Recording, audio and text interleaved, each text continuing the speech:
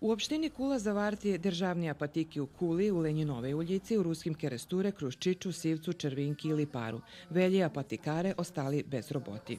Najveći deo tih dugova je bio prema veledrogerijama za isporučenje. Najväčšia časť toho dlužstva bola ku veledrogerijom za vyporučení líky. Da skyle roky še to tak cahalo. Sanirowali sme pokus. To ti problemi eskalovali koncom 2016 i na počátku 2017 roku.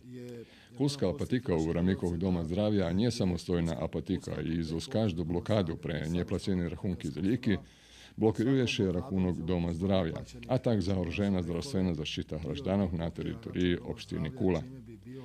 Penježi z ministerstva si hovali za struju za mazus. Penješe z njima z rachunkoch i mi boli primušeni ozbiljnejše še umišac.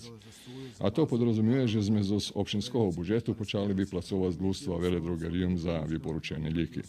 U apatiki u budinku Doma zdravja u Kuli ostali zanjati dvoje farmaceuti i jedan farmaceutski tehničar. Po 20. september zanjati u državnih apatikoh še mogli vjašnjiť za stimulativni odpremnjini. 100 odluku šte na cecero farmaceutski tehničare i jedan farmaceut postali tehnologijni zvišok.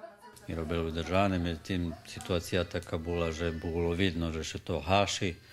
Jednostavno me videli, že kedy, že by sme ostali, da povem, bez roboti, takže sme na čas, a hľadali nas, takže sme prešli do privatnej. Lokalna samouprava za 2,5 roka, zaključno z 31.12. vraci veće jak 100 milioni dinari dlužstva veledrogerijom, a idućoho roku iščekalo 32 milioni dinari. Tašitski dlužstva budu vimireni.